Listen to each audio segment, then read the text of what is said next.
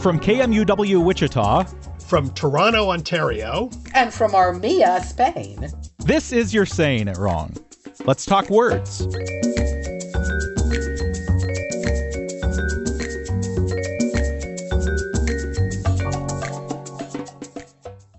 Well, hi, you two, the Petruses, plural, more than one Petrus, Petruses.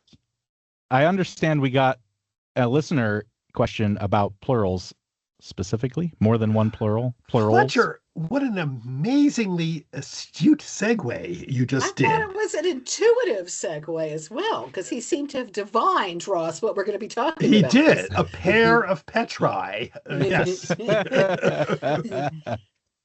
It is all, Zach in Brooklyn wrote us a very brief email. Very brief. Zach is a man of few words. He says, don't know why this bugs me, but it does. Why is it pair of pants when it's one garment? Can you make this make any sense? There's a really fun answer to that. It's all over the net. And it says that pants were originally pantaloons, and they were consisted of two separate items, one for each leg, and then they were secured around the waist, which is a wonderful little etymology. Putting one pant on. Probably not true, right? That can't be true. Fletcher, there you go again. You're completely correct. It's wrong. Doesn't seem true at all. I thought it was a nice idea. I like this idea of one pant and then the other pant. I like it. I wish it were true, actually. It could be. It's just that there's no sources to back it up. So you never know. No, it's not. It's not the case. What it is Ross. There's a pants is a plurale. Yes, tantum. Plurale tantum. It's hard to pronounce the plurale part, but yes, you're right, Kathy. Yeah, you want to do pru. I know you do. Plurale. Yeah. Plurale tantum, which means plural only, as in a noun used in the plural form only. Uh-huh. So that's where you get like pants or scissors. Very good. Very good, Fletcher. Or can you think of other ones? You. Yeah, think of other ones too, Fletcher. You got scissors. I mean, I guess glasses. I mean, you literally do have two glasses when you're wearing glasses, but I mean, it is one thing, right? You pick up your glasses. Yeah. I want to interject and just say one thing though. Pants in the fashion industry, I remember this went back in the long ago when I started as an assistant buyer. You said pant. You did say pant. You said like, ooh, that's a really nice pant. I remember you saying that about fashion specifically. You don't really hear that anywhere else, though. That seems like it's a very specific, affectations for for the specific jargon of the pant of the business, world, the fashion world, the pant world. On that level, I wonder if like the scissor manufacturing world. Yeah, good question. Good question. Do they have their new line of scissor for? That's a very nice scissor you have. That's a great scissor you got there, Maury. But scissor. You do say scissor for like a scissor kick, like as an adjective, singular. Yes, you do. Very good, Kathy. That's right. I just thought of that. And scissor as a verb. Yep. You can scissor something. Yep. Mm-hmm. And you can also pant as well. Sorry, that's not even funny. Oh, sadly, I thought it was. Actually, I'm going to take a quick jaunt while you guys speak to see if what pant comes from, as in the verb. I'm just curious suddenly now. No, it's from Vulgar Latin, pantastare, to be oppressed with a nightmare. Just to go back to Zach's question, it's not just pants, but it's a pair of pants. Yes. Right? Yes. Which is interesting because you don't say a pair of scissors. Do you? Yeah, you do. Yeah, you do. You could. Yeah, you could. Yeah. Yeah. Okay, then. Interestingly enough, though, scissors, I'm looking it up, did start out as a singular noun. Yeah, it did in Middle English. Yeah. Well, and back to the Latin was a singular noun for cutting instrument. So the pair of the scissors, plural, became when they became the two blades were joined and became what we call scissors now. Very good, Right. because the kaisarium was a cutting instrument. I'm Kind not of sure like it a was knife, right? I think it was. I don't really know, but I think you're right, Kathy. I don't know I why know I'm the holding my word, finger but like a knife, but yeah, no, I think that is it. But it's interesting what Fletcher just said, a pair of pants. But you don't say, we have another plural word, clothes, but you don't say a pair of clothes at all. or a pair of glasses. Do you say pair of glasses? Yeah.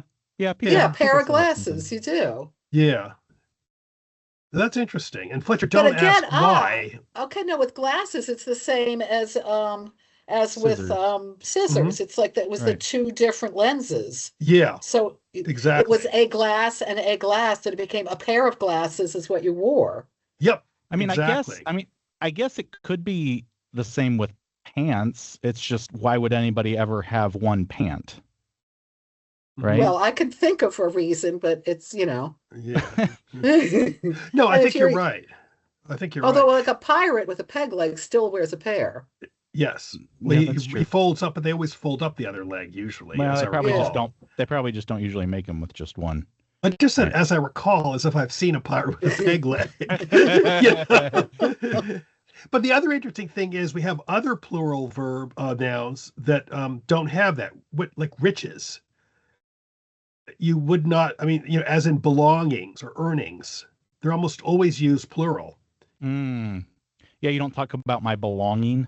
No, that sounds something Right. like that sounds like you want to belong to somewhere, Yeah. that sort of thing. It sounds like Mhm. Hmm. you don't say my riches. I mean, I never would say that because I'm not, I don't have Because many riches I have none. around. Yeah.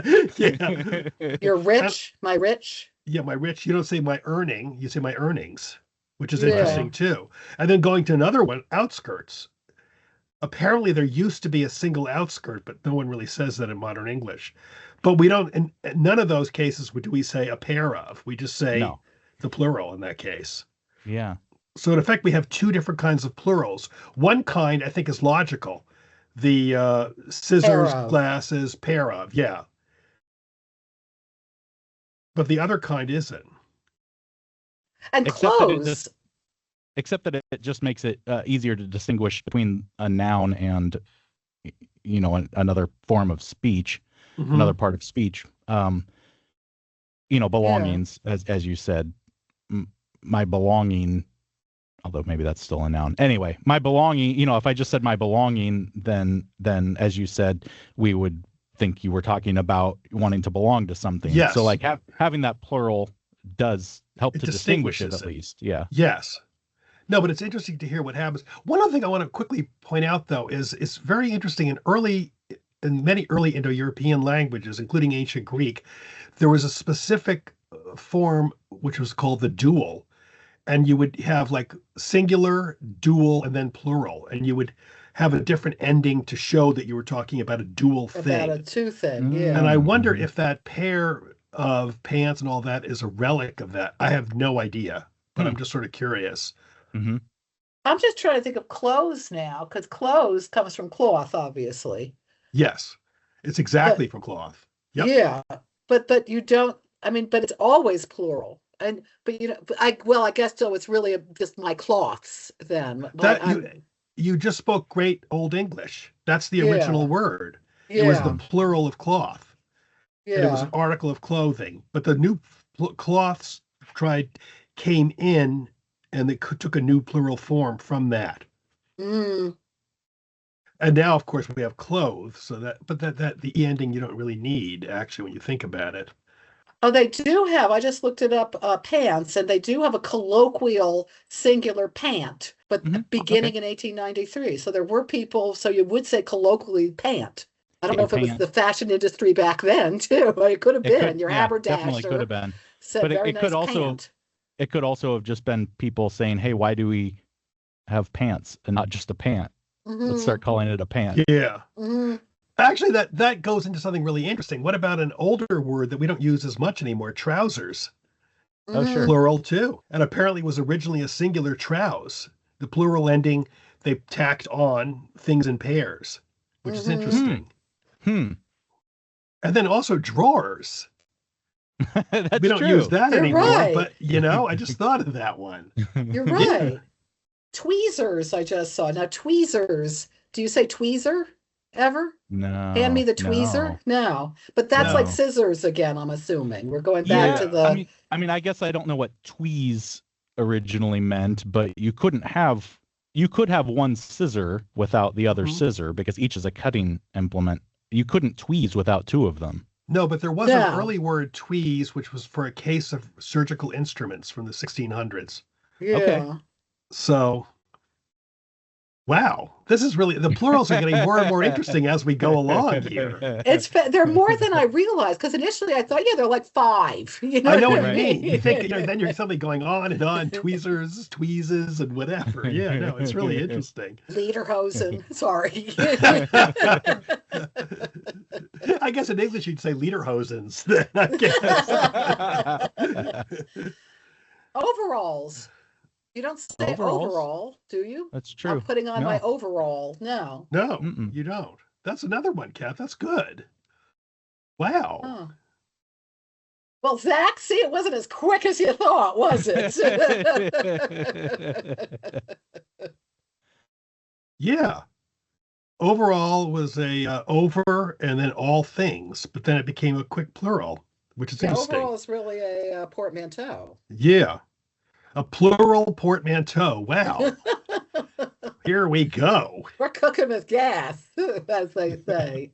Or as they Well, used to enough say. of these shenanigans. Another plural. That's true. But Very do people good. use the word shenanigans No anymore? one Oh does. yeah. I don't Oh think. yeah. Do they? No, Do they do? Absolutely. Absolutely they do. Yes. Oh, that's interesting. So have you ever heard of singular shenanigan? I don't think I ever No. have. That's No, I've quite a never heard shenanigan we're just one planning. shenanigan. Okay. Thank you, Zach. This was actually, it sounded like a much simpler question, and it ended up, we Is could it go ever, on, though? you realize, for a while. Is it ever a simple question? No, Not it's with English. Yeah. Speaking of simple questions, I understand you guys have some for me in a little Mhm. quiz for today. This is a grab bag quiz, grammar and words, etymology, grammar, and no entomology, no insects in here, but Oh, we'll thank keep goodness. going. Yes. Mhm. Okay. Let's go. Kath, you want to read the first one? Which of these words doesn't fit?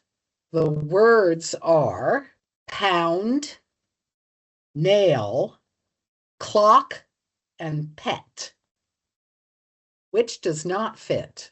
Wow. Let's repeat them Wow. again. Pound, nail, clock, and pet. This is a vocabulary aspect of our quiz here. All right. I've mentioned before that I was sometimes actually kind of bad at standardized tests because I can often make a case for almost anything, say, to fit together. This might get a little risque, so I might cut this out of the Okay. radio version of this. But in one sense, clock might not fit because the other three can be used regarding, interesting. Interesting. I see where you're going. say, physical affectionate activity. Yes. I think we should keep this in. I think that's a very good point. Yeah. Okay. In another way, pet might not fit. Well, let's say nail might not fit because pound and clock and pet are all things you could do to somebody with your hands. Do you see what I mean? Mm-hmm. Fletcher, you're making this. I can see.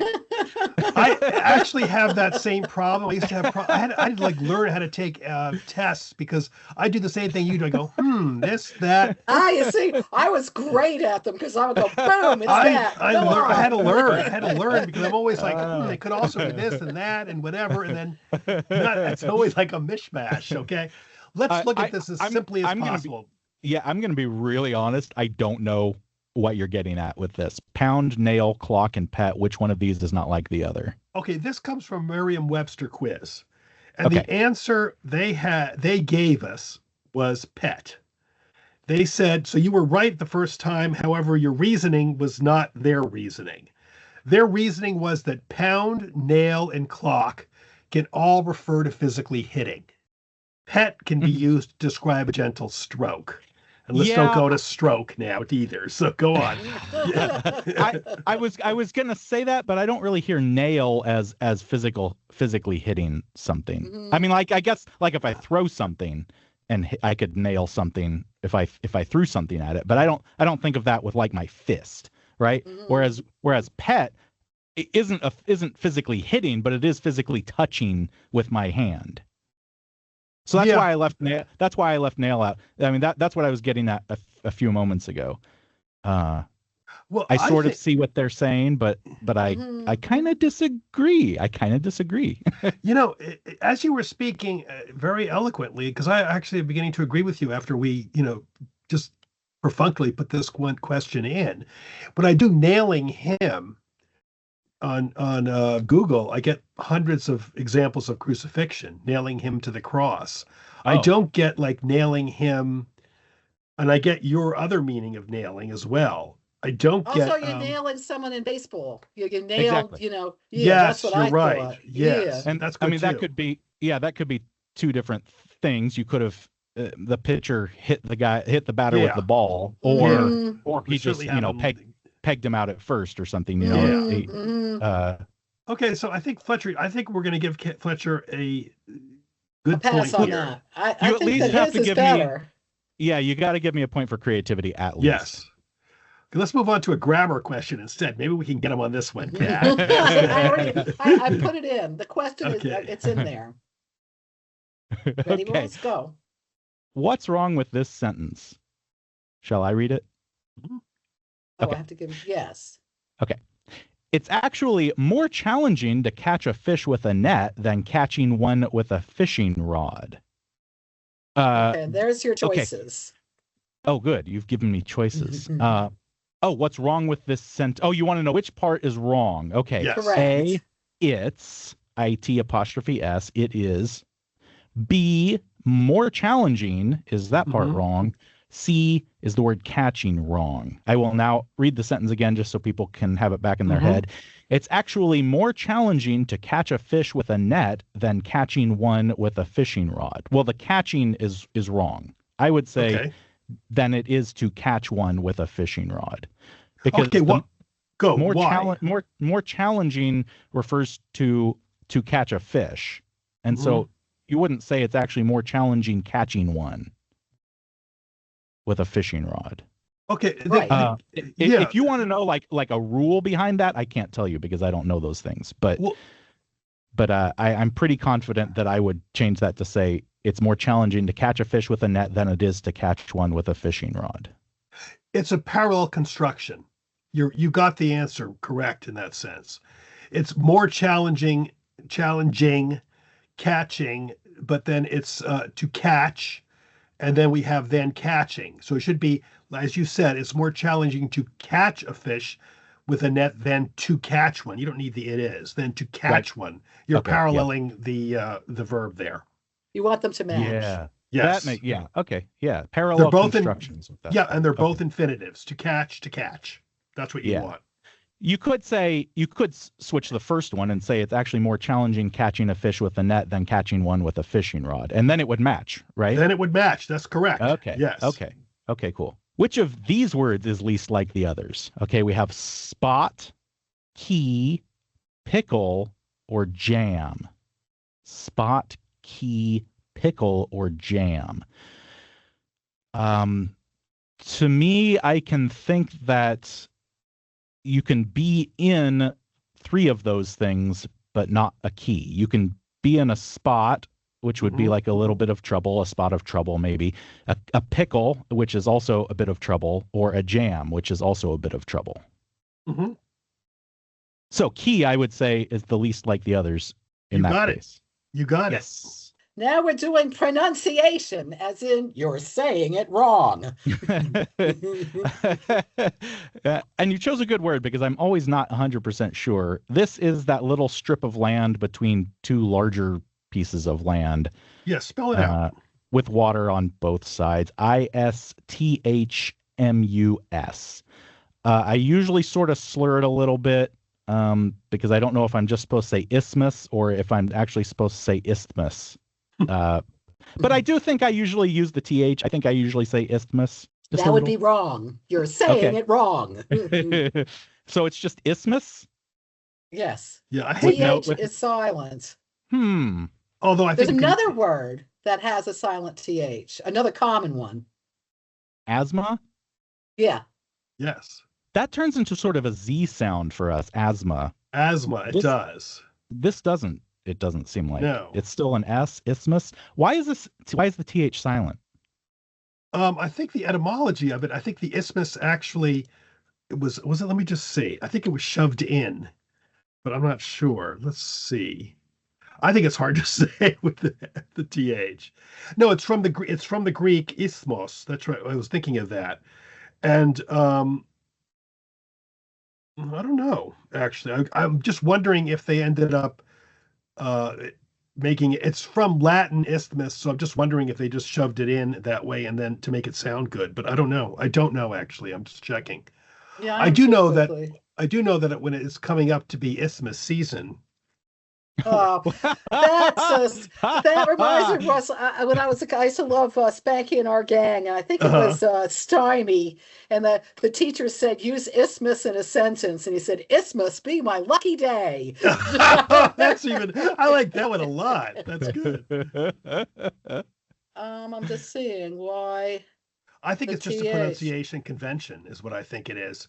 It's difficult to pronounce, so we take it out. And then that's it. They said the original spelling with the TH was retained, but pronunciation just became to isthmus, like asthma. Yeah. I mean, so basically it was hard to say, and so we stopped saying it that way, and now you guys won't let me say it that way. No. Well, actually, Fletcher, you can say it that way. And you can also... Don't listen to us. You pronounce things as you wish to pronounce them. You can also pronounce Colonel Colonel if you'd like. Thank you. No problem. I've never wanted to, but now I have permission. All right, next up. I like hopping around with the questions like this. Okay, which word from Group B belongs with the words from Group A? And I'll read these a little slowly and carefully a couple times so that everybody can catch them.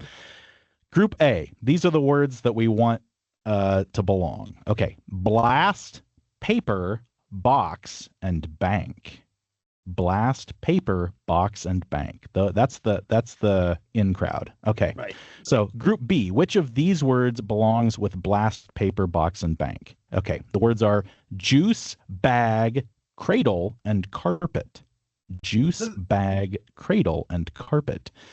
Which of those belongs with blast, paper, box, and bank? This is going to be hard to track. It's hard to also to say it out. You have to look at it. Really. I don't know. I'll be honest. I couldn't get this one either. Do it. I can't do it. Okay, I'm going to give you a quick guess. I mean, give you a little quick thing. Okay, we have sandblast.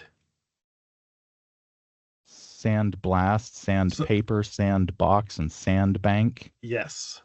I suppose bag, then. We could sandbag. Yes. We don't really sand juice Correct. or sand cradle or sand carpet. I gotcha. Yep. Okay. We don't sand juice. I always have nothing. A little sand juice. Sand juice. Yeah. Yum. Okay, yeah, that's a really tough one. I don't think that really is hard. Sandbank to me is a word that I don't think I've ever said or used. I say a bank of sands, but I don't think I've ever said sandbank. Well, that's really coincidental because I was reading an old noir mystery last night, and they sandbagged him. So. Oh, sandbag! I know. I said sandbank. Ank. Oh, sandbank? Sure. You're kidding? Really? I've never said that. I would say a bank of sand. Sandbank, Kathy, in Savannah. Sandbank. I don't think I've ever said sandbank in my life. I don't know what you were doing. Sands. What were you doing? We were going to the beach in Savannah. Walking through the sand dunes. Okay, I guess you're right. We have a Sandbanks Provincial Park in Ontario, though, so it's maybe that's also why. Next time you come to Ontario, we're going to go to Sandbanks Provincial Park. All right. All right. Okay. Next question. Which sentence is correct? All right. Here are the two sentences. Neither one of us is capable of working tomorrow. Or neither one of us are capable of working tomorrow. I would say is, and I also think is correct. I don't know if you're going to tell me that either one can be correct. No, we're not. Okay. So You're it's right. is, because Correct. neither is. Right. The temptation with people is seeing the us and making it our, not Sure. our. Sure. But if I said both of us, then I could say are. That is a typical hard question Fletcher asked. Yeah, that's the kind of thing where I think you've told me in the past that you can say are, even though I would say both of us are. I would not say both of us is. No, because both is a plural noun. Neither is what we're saying with neither is not either of the one is. Both of us are, because we're talking about two people automatically. With neither, we're saying not one, not the other. See what I'm saying? So there's a distinction there. I got that. That actually would have been a better way to do it, Kathy. We should have done neither of us is, both of us is, both of us are. Although you instantly, as soon as you see that, I hear both of us is not being good. You know what I mean? Yeah, that does seem wrong. Yeah. Neither one of us is or neither one of us are. I don't hear it instinctively as quickly, I think, as the both.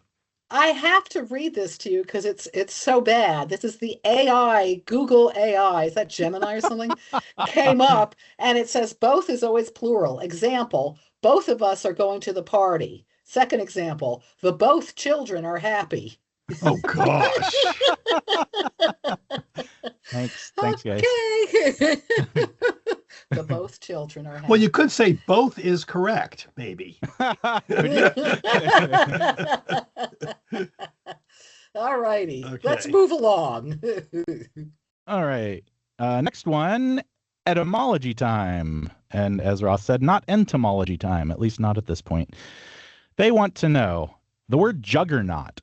Does that come from Hindi, Dutch, Yiddish, or Japanese? I don't know whether it's because of how it looks or if I've read this somewhere before, but I think I'm going to say Hindi, even though I think it's something farther back than that, like a precursor to Hindi. Ooh, that's an interesting question. Well, yeah, in a way, yeah. I mean, it comes from a Europeans hearing, Franciscans, or I think other Europeans hearing Indians supposedly throwing themselves on the wheels of a massive carriage of Vishnu, who's also called Jagannath, which would probably be Sanskrit, Lord of the World. Yeah. And I'm not even sure they were throwing themselves onto the wheels. It could have been just a European fabrication. But the point is they took Jagannath as and they transliterated it into Juggernaut, an unstoppable force, just keeps on going. So yeah, you're right. Looking, it does come from the Sanskrit. Yeah. From Jagat, the world, men and beasts, literally the moving, all that moves. Yeah. So we actually, when we said Hindi, I think what we really should have said is Sanskrit, but Hindi is the language that they were speaking when they, referred to it. So when Europeans pulled it over, yeah. Yeah. Cool. I feel like I halfway knew something. Yeah. On that one. All right. Okay, this next one, let's see. Okay, let's see here what we've got. You're going to have me tell you which of these sentences is correct. Grammatically, is that the right word here? Yes. Grammar? Are we talking grammar? We're talking morphology. The word, we're talking grammar because we're talking about the part of the sentence that the word. We did have someone just saying, grammar versus words, but in this case we're talking about the case endings in a word. So we're talking grammar. Okay. Syntax we're talking technically, but yeah. Ooh. All right. We're getting too complicated for me now. After recording another stellar episode of You're Saying It Wrong, Fletcher went to the cocktail party and talked to who? Or After recording another stellar episode of You're Saying It Wrong, Fletcher went to the cocktail party and talked to whom? Now, you're going to ask me which is correct. And the easy way for me to figure this out is to replace who or whom with he or him. So I would say after recording another stellar episode of You're Saying It Wrong, Fletcher went to the cocktail party and talked to him, which means whom is the correct answer. You're right. Well, now I personally pretty much ignore who and whom at this point. I may actually say whom in this case just because it sounds so obviously correct. But for the most part, even when I'm writing, I pretty much ignore who and whom. Yeah. Yeah. That's interesting. I don't really. I don't think. And I have noticed, I think what I find slightly distressing, I don't want to sound very pedantic on this one, is how many people say whom just because it sounds classier. Or they throw and it in. it's so wrong. And it's just, it does great on one. I think, though, that soon it's going to go by the wayside. I think that we're not going to really have any differentiation anymore. Don't you? Oh, I do. And it's interesting because I agree with you. I tend to use whom fairly much, but fairly a fair amount. But listen to this one. Kathy, you talked to who? Kathy, you talked to whom? I would instantly say who there. It sounds even more correct. Doesn't it? Kathy, you talked to whom sounds correct to me, but it sounds so insufferably stuffy. I can't handle it. No, you're right. I think, though, that, we're really going who. I think the world's going who, except for when they want to sound clever and then they say whom incorrectly. Yeah. And you know what? I think that's fine. I don't think there's really a problem with that changing. I know a lot of people who are listening right now are very angry at me saying that, but I think it's fine. I don't think there's any real issue with just dropping the whom and moving to who on just about every case. Oh, but I still write it. And I do say it in other contexts too, like Kathy does. Okay, next word. Pronunciation. I have to pronounce this, I think, German word, which is always fun. Although this is a word that I think a lot of us are pretty familiar with at this point. It's just a matter of how hard you're going to nail me on the exact pronunciation. I think it is pronounced Schadenfreude. Correct. Very good. And I guess we usually hear people say Schadenfreude, which I think is fine as an American. Apologies to German speakers, but it's fine. Yeah, I think it's like croissant. It's like it's okay if you anglicize it. Yeah. Schadenfreude is such a great word. It is. It really is. I like it. What does it literally translate to? Do you know? Literally? Because of course we know that German words are often made up of smaller German words, right? Sort of like our old English words were. It comes literally from Schaden, which is damage, harm, or injury, and Freude, joy. So it's injury, joy, which makes complete sense. Yeah. We're laughing at the misfortune of someone else. Yeah. Correct. Yeah, that's great. It's funny, I love this, in 1867, the example they have from Carlyle, who said, the Schadenfreude, mischief joy, the Germans call it, but really it is justice joy. It is sort of, actually, yeah. Well, that's usually why I don't think we're necessarily prone to take delight in the misfortune of others if they didn't deserve it, right? Of course, it's true. Yeah. I also like this from Old High German. It comes from the Fra, which is literally hopping for joy. You're frolicking about. I love that. The next one is from the ACT practice test. The next two, actually. Yeah, first one I have a slight issue with. Let's read it and see. Okay. In the following sentence, what should be done with the word largest? Okay, here's the sentence. The two principal types of kayaks are the easily maneuverable whitewater kayak and the largest sea kayak. Okay, well, this is another one of those problems I have with standardized tests. This is my problem too, Fletcher. I'm going to go with you on this. Go on. Yeah, they want to know what should be done with the word largest. I'll read it again. The two principal types of kayaks are the easily maneuverable whitewater kayak and the largest sea kayak. All right, my options are don't change anything. Change largest to very biggest. Change largest to more large, or change largest to larger. I'm going to read it with that last one in there. The two principal types of kayaks are the easily maneuverable whitewater kayak and the larger sea kayak. I suspect they want me to do that. Yes. I can make an easy argument that there should be no change. Make that argument because I agree with you on this one. I'll tell you why I do, but go on. Well, there could be multiple kinds of sea kayaks, and they're saying that the largest one is one of the two principal types. They're not saying the only types of kayaks. Precisely. That's exactly what I went through. Yeah. Yeah. You have they have the whitewater kayak, the mid-level, calm water kayak. Right. Then they have a whole bunch, but the two principal ones they sell are the whitewater one and the largest sea kayak. Right, yeah. The largest sea kayak. Those others, they exist, but people don't use them much, so they're not principal types. But, yep. Exactly. ACT, Fletcher, get it together. I agree completely. But the technical thing that they're saying basically is you do a comparative. It technically should be, it's a comparative, so you're comparing to, and it's the ER. And then the superlative is the if two things are being compared, it's only the ER can be used. But I agree with what you're saying too completely. I mean, they easily could have fixed that by just taking out the word principal. Yep. It may not be true. There may be other kinds of kayaks, but at least to fix the sentence, they could have taken out the word principal. The two types of kayaks are this one and the larger one. And the larger one. That's correct. Right. Yeah. All right. Okay, ACT. We'll see if you do any better this time. Haha. What should be done with the phrase makes them in this sentence?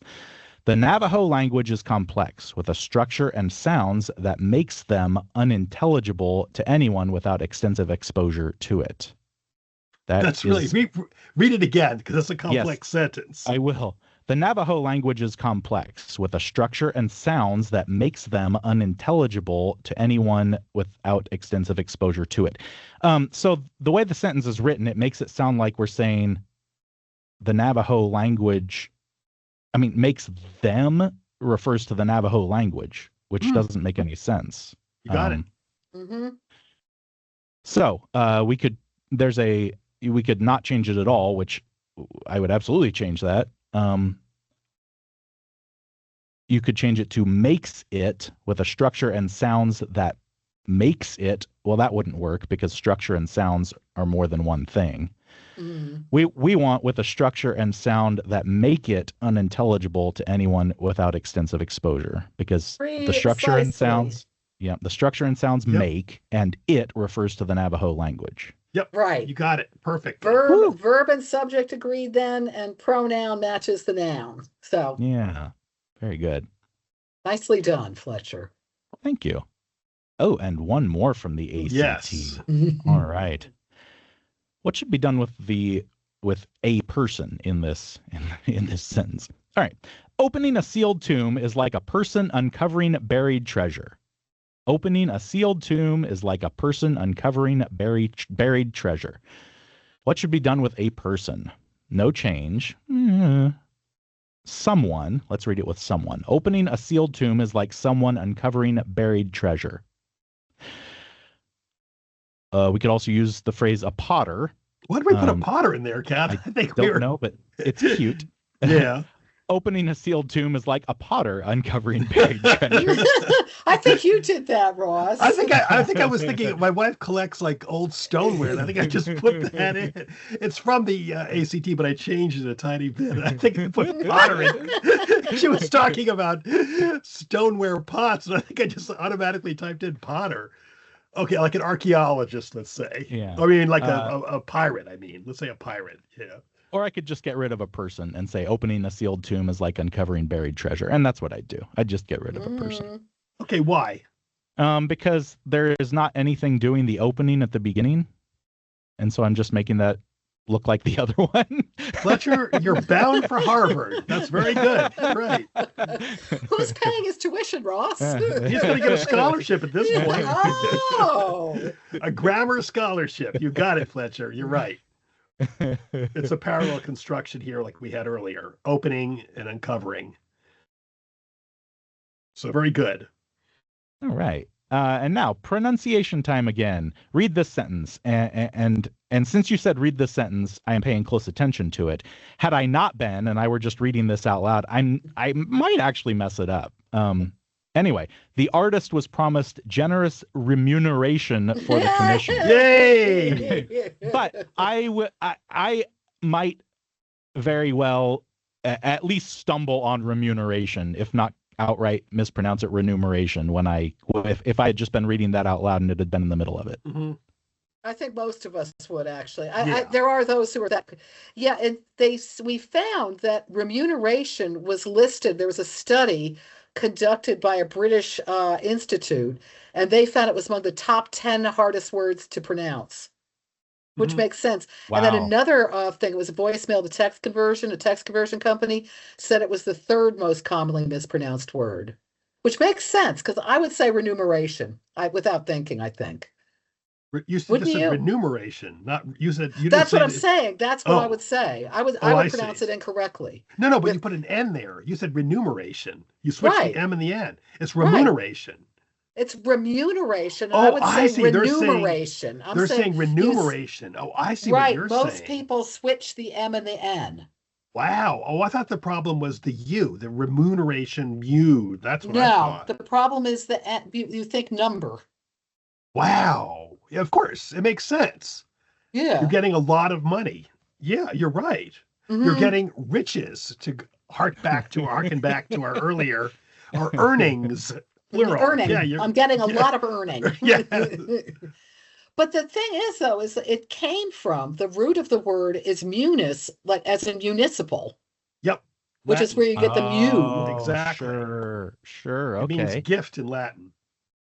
It's almost like there's a reason that the word is that way. But I think it should be remuneration, personally. If we're getting rid of whom, we can get rid of remuneration and make it remuneration. And if we're going to change isthmus to isthmus just because it's hard to say, let's just switch it. Exactly. This is where I go back to Noah Webster, who is my guy. Yeah, it was all for Noah Webster.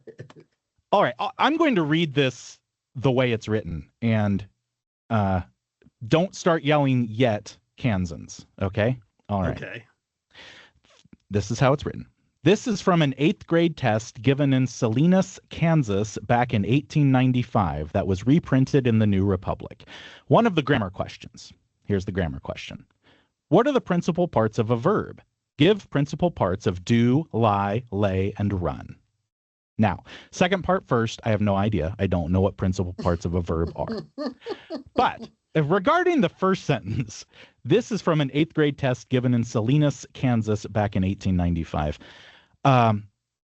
I don't know if there ever used to be a Salinas, Kansas, but there is no Salinas, Kansas now. Not only that, there is a town in Kansas, a city in Kansas without the S on the end, that you might think is pronounced Salina, but it is not. It is pronounced Salina.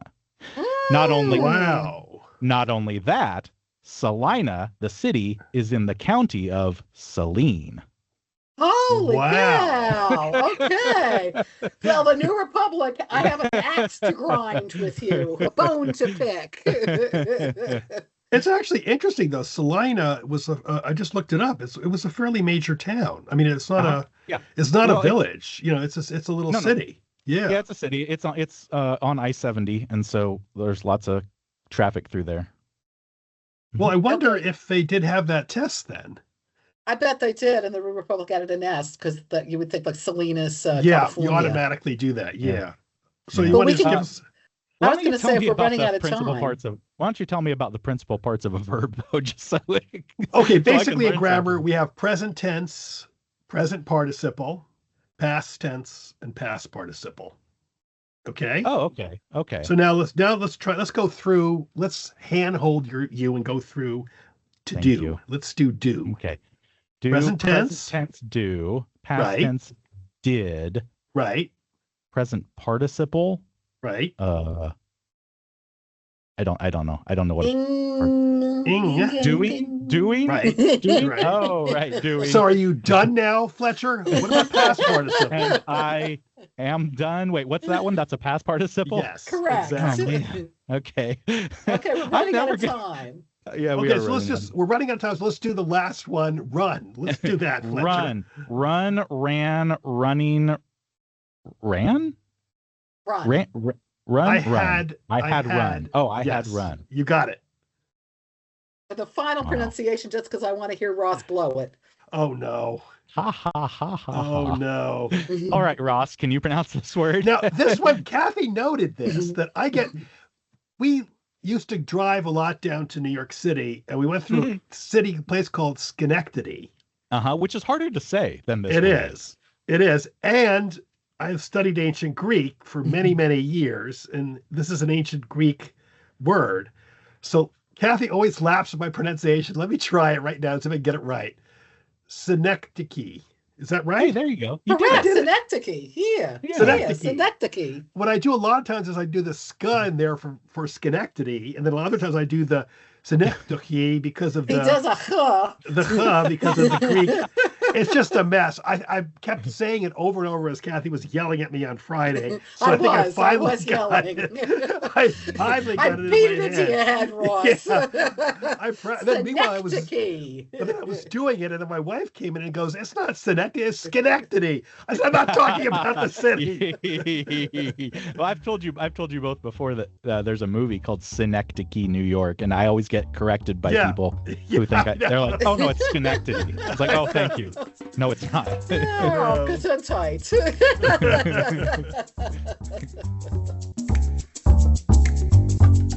You're Saying It Wrong is part of the NPR network and is produced in the studios of KMUW in Wichita, Kansas by me, Fletcher Powell.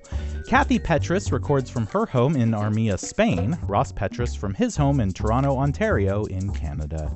Torrent Anderson composed our theme music, and our digital team is Beth Golay and Carly Cooper. You can find all of our past episodes by subscribing to the You're Saying It Wrong podcast wherever you get your podcasts, or by visiting us at kmuw.org. If you have a question for Kathy and Ross, if you'd like to suggest a topic, or you just want to reach out, you can email me at powell@kmuw.org or email them at kandrpetrus@gmail.com. You can also email us a voice memo of you asking your question. You might get your voice heard on air. If you'd like to do the same thing by downloading the KMUW app, you can do that and just click the Talk to Us button. You can find all of Kathy and Ross's books pretty much anywhere you get books, and a handful of them are also available on audiobook read by the authors themselves. Thanks for joining us. We'll be back next week.